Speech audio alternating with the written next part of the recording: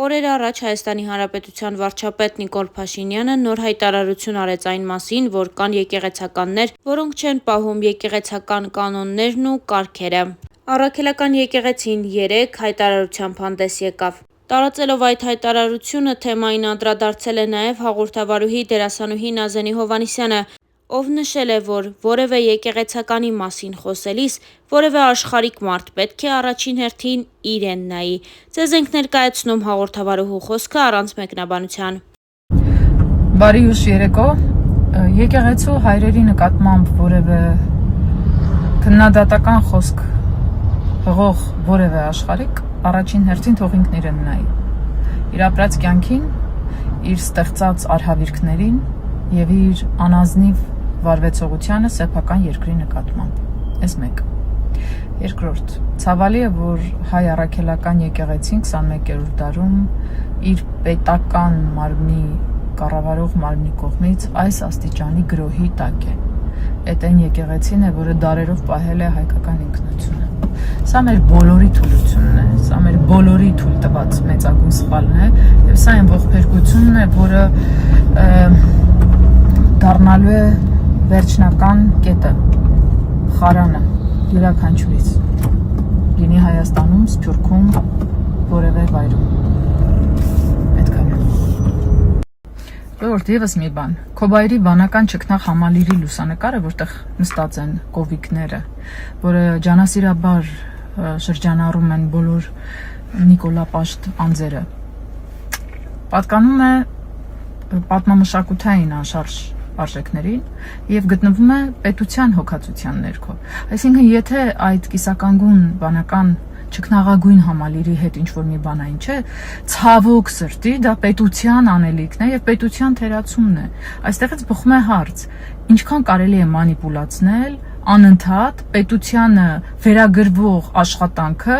բարթելով բոլոր մնացած հաստատություններին։ Նորից ցավոք դա չի պատկանում հայ առաքելական եկեղեցուն որպես համակարգ։ Լինելով առաքելական եկեղեցի, որպես ճարտարապետություն եւ կառույց խոնարհված վիճակում դեռ, բայց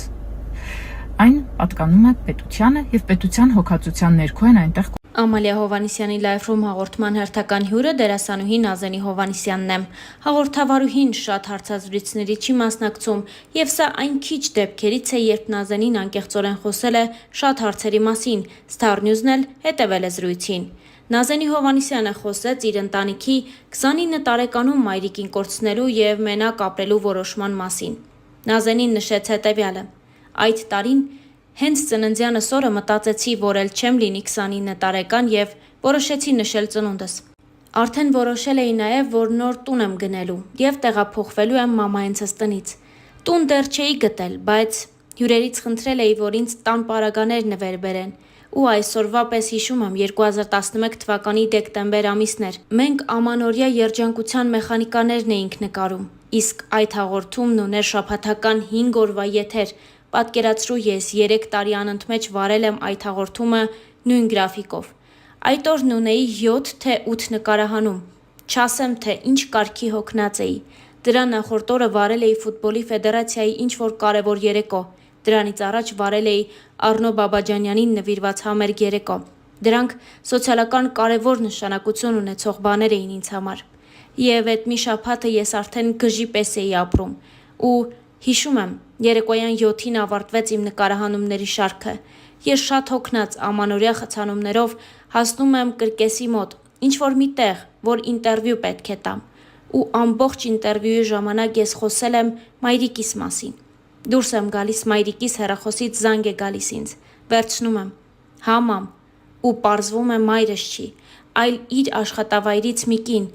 որը որ առաջին է ինձ էր զանգել, իմ համարն էր եղել, ասաց, որ լավ չի ձեր մայրիկը, բայց ես վստահ էի, որ արդեն,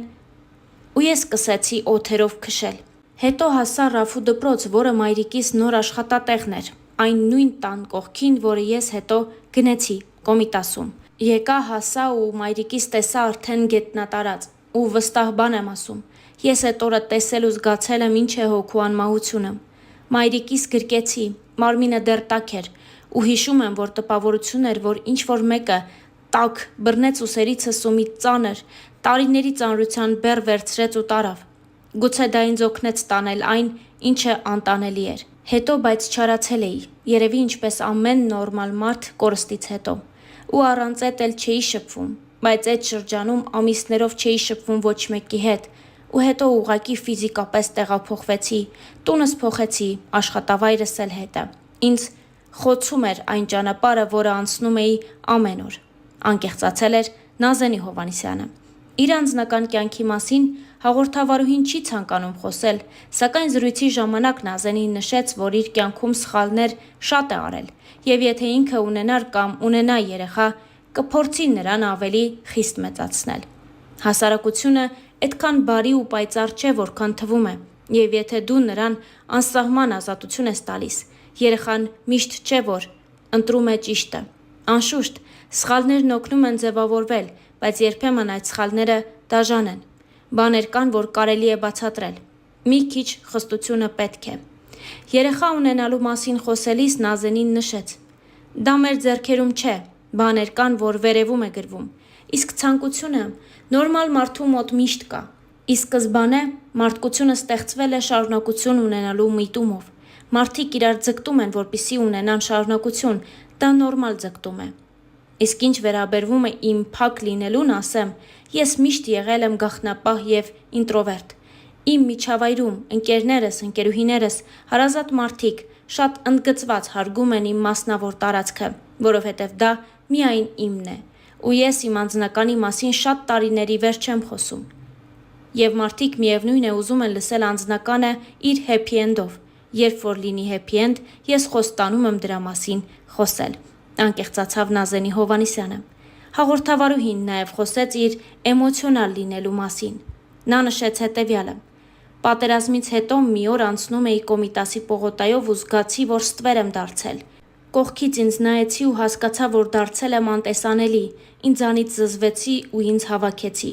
Այդքան ստվերոտ, այդքան ոչնչացված ես իմ կյանքում չեմ եղել, ու ոչ մի հայ իրավունք չունի այդքան թուլանալու։ Մենք պիտի կառավարենք մեր էմոցիաները։ Ես հենց այդ ժամանակ լուծումը գտա, միայն շատ ու շատ աշխատելու մեջ, նշեց Նազենի Հովհաննիսյանը։ Դե իսկ Star News-ը այս հոլովակի համար առանձնացրել էր այսքանը։ Ձեզ ենք ներկայացնում նաև հաղորդավարուհու մասնակցությամբ մի քանի այլ տեսանյութ, որտեղ նա խոսել է իրեն հուզող տարբեր թեմաների մասին։ Բարի ուշ երեկո, ուղիղ եթերից հետո ինչա կենտրոն ու հասկացա, որ ամբողջ կենտրոնով չկա էլեկտրաէներգիա, գիտեք ինչ կարգի չկա, ընդհանրապես չկա, ահագին չկա, այ հիմա նոր եկա Պրոսպեկտ Թումանյան Խաչմերուկը հատեցի, մասնակի կա, մասնակի չկա, վերջն է, Երևանը մութ քաղաք է, շատ մութ, հարցնում է, իրական շատ տխուր է, որովհետև մի քիչ 90-ականներ է տանում հիշողությամբ, ինձ թվում է վթար է եղել ու շատ ուժեղ վթար, որտև սենց չկա ու չկա, կանգնած են բարի երիտասարդներ, որոնք սուլիչով սուլում են ու սենց բաներ են անում։ Վաղը անհամբեր սպասում եմ Յանսի իմ բանաստեղծական երեկոյին, չեք պատկերացնում ինչ է լինելու։ Հարյուրավոր նամակներ եմ ստացել երեկ գիշերվանից մինչև այսօր ու թեև շատ զբաղված էի ամբողջ օրը, բայց հասցրել եմ կարդալ, շատ քչերին հասցրել եմ պատասխանել, բայց ուզում եմ ձեզ ասել, Ամալիայի մոտ եղած եթերից հետո այնքան սեր, որքան ես եմ ստացել, սրտանց մաղթում եմ բոլորին, որ լցվեն այդ սիրով, որ սնվեն այդ սիրով, որ ուժեղանան այդ սիրով, որ բուժվեն, ամոքվեն այդ սիրով։ Դուք չեք պատկերացնում, թե ձեր գրառումները, ձեր հույզերը, որքան ինձ հասել են, լցրել են սիրտս ու այդ ապրումները միայն դրական հույզեր են մեջ արտնացրել։ Շատ շնորհակալ եմ յուրաքանչյուրիդ։ Խոսքը Ամալիայի, մեր շատ սիրուն հոգով Ամալիայի մոտ իմ հարցազրույցի մասին է։ Եթե չեք նայել, մտեք YouTube-ում, գտեք, նայեք։